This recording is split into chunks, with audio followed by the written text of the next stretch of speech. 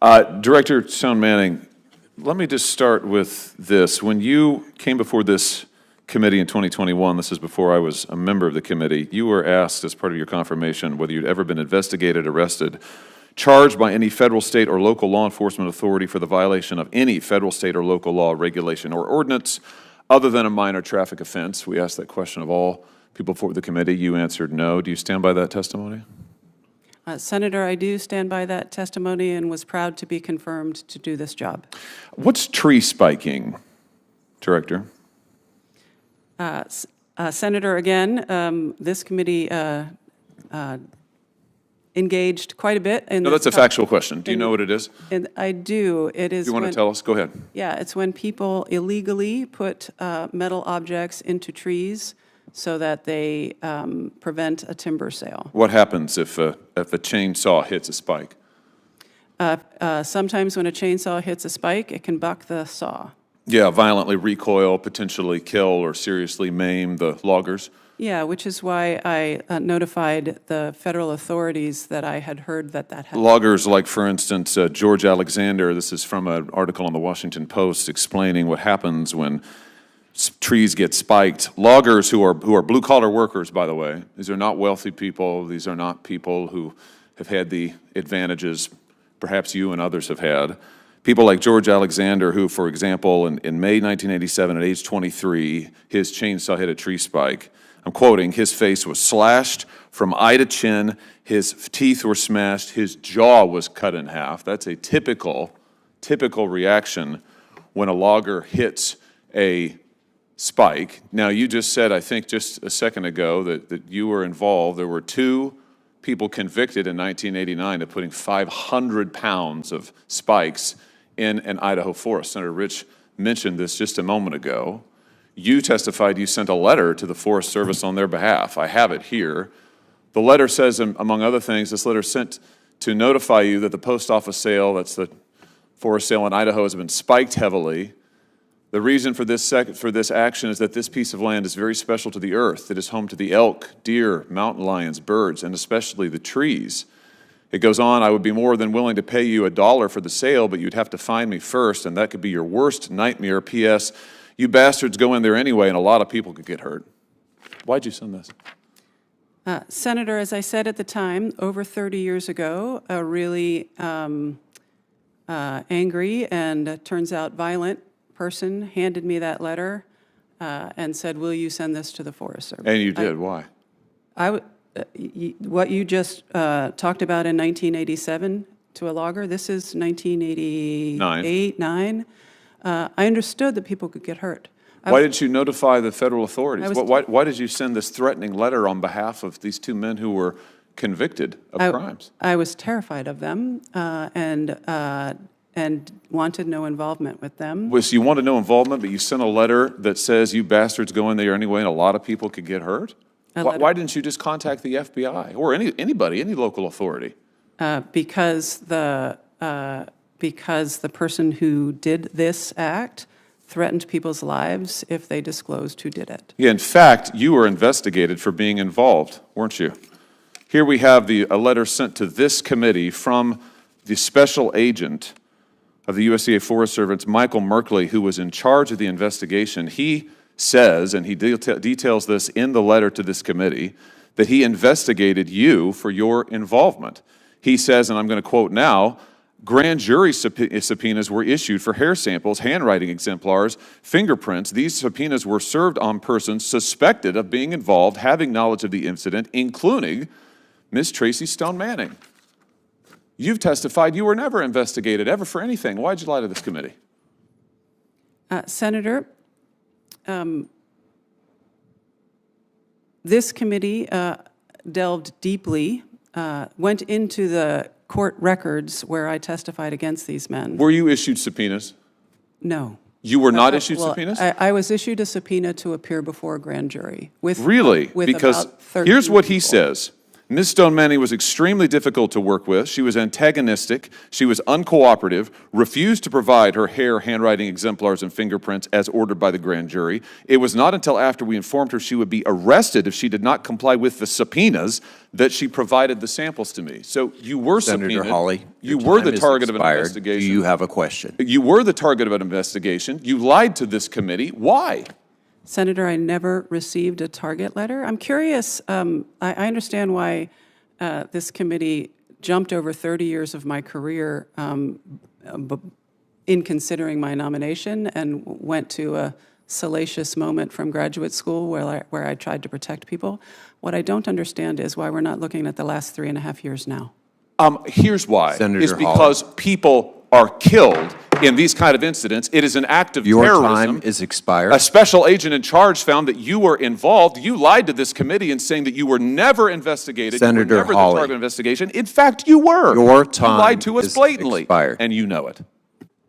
Senator Brasso. Thank you, Mr. Chair. Ms. Stoneman, the Bureau's Rock Springs Resource Management Plan will devastate the people of Southwest Wyoming, lock up millions of acres of land, local communities. The entire state relies on those lands. The governor, state legislature, county commissioners, local communities all strongly oppose this plan. So why are you ignoring Wyoming's opposition to the plan across the board?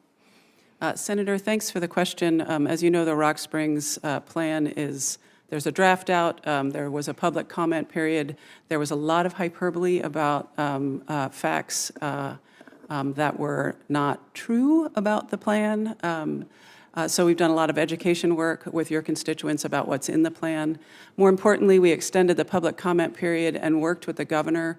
He stood up a task force, and those folks got to walk in the shoes of our BLM field staff in Rock Springs to give us recommendations for the final. We're digging in, looking at those recommendations, and I am certain that Wyomingites will see their voices reflected in the final. Well, I just hope the BLM does not dig in, but actually reverses course on this issue. Last month, the Bureau took steps to prohibit coal leasing in the Powder River Basin.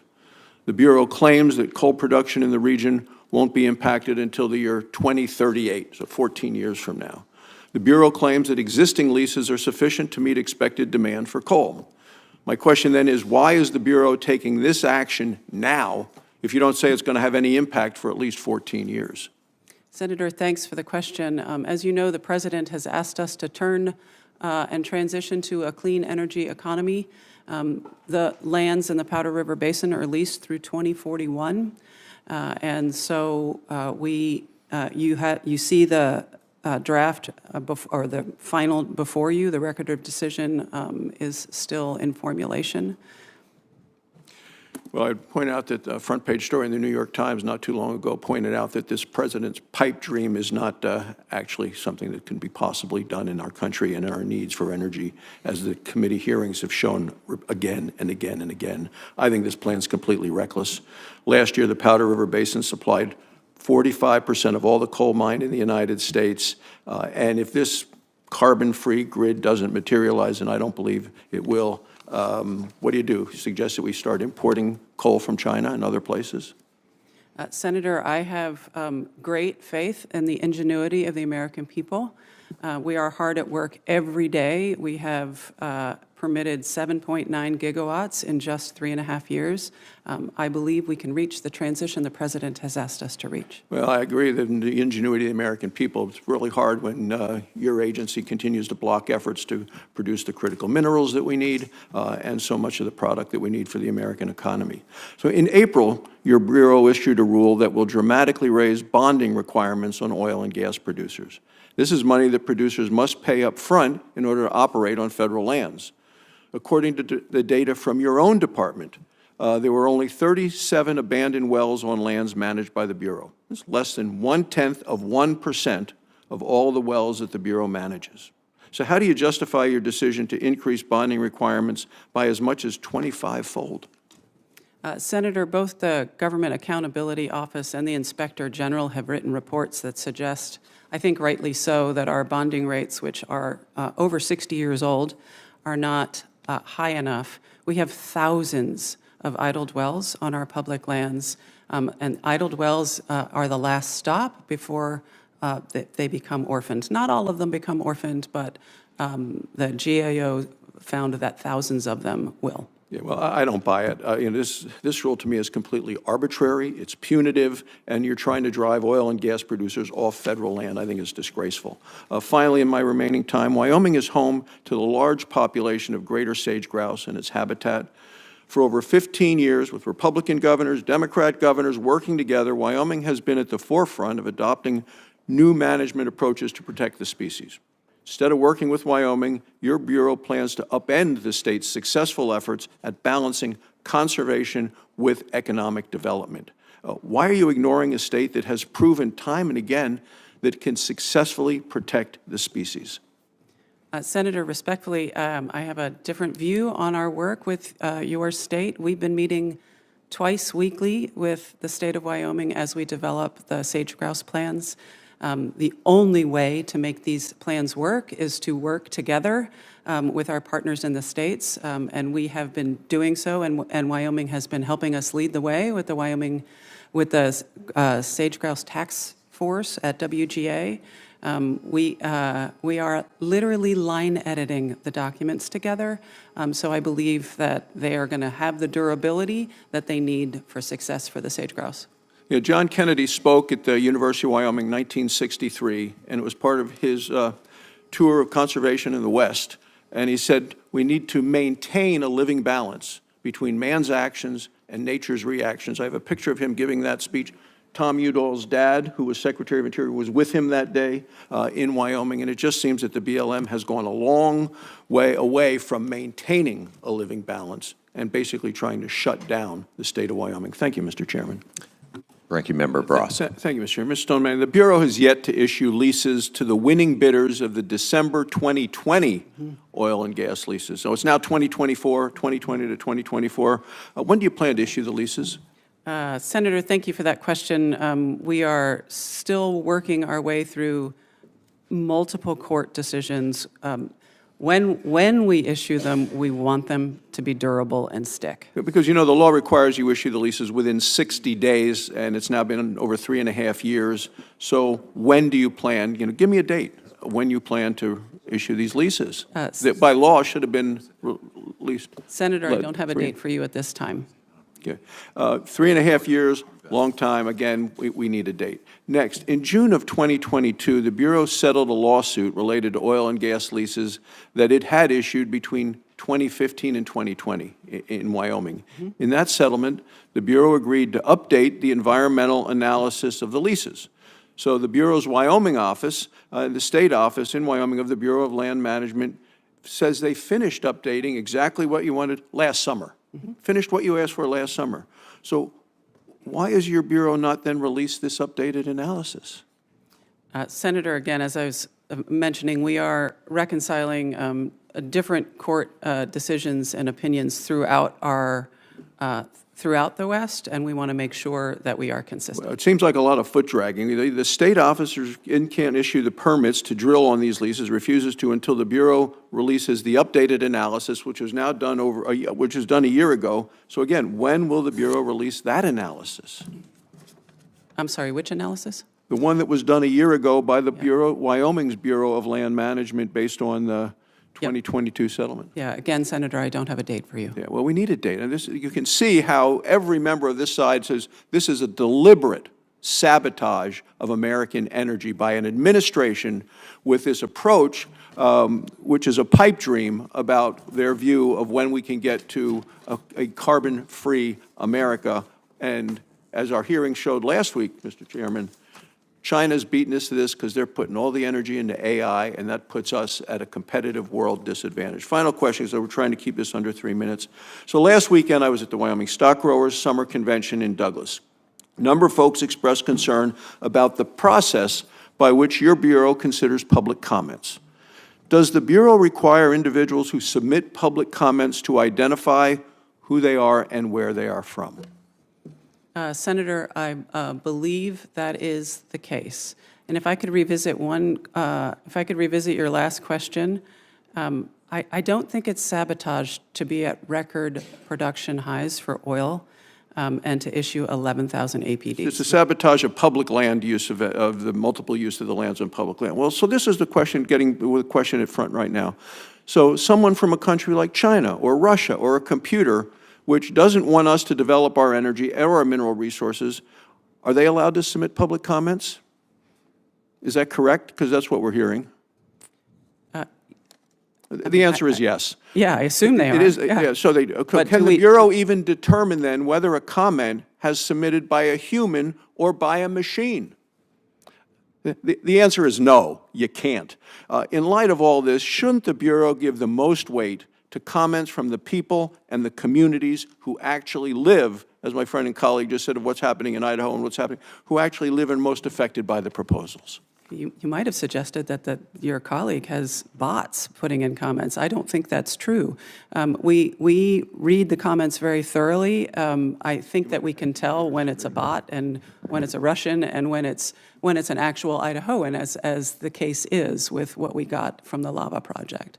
I don't understand what you're getting at, Senator. We're getting at the fact that it seems that the comments coming in and are being counted as equal are those that have been in the land for 5 generations and those coming from communist China. Thank you, Mr. Chairman. Senator Lee.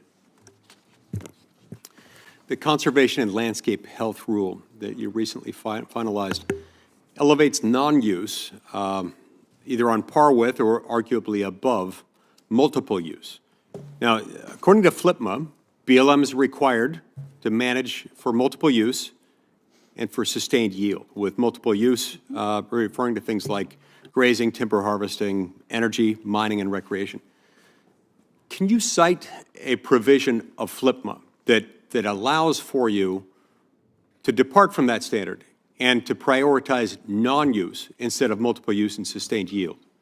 What provision of FLPMA allows you to do that? Title I, Section 103 is where the multiple use definition occurs in FLPMA, and it is very explicitly clear that managing for fish and wildlife habitat, managing for natural and scenic values, those are direct words from FLPMA, is our responsibility. And yeah, look, I understand that, and that's as part of the sort of the recreation portfolio, and you've got the ability to do that. I don't think there's anything in there though that authorizes you to do exactly what you're doing here, which really is for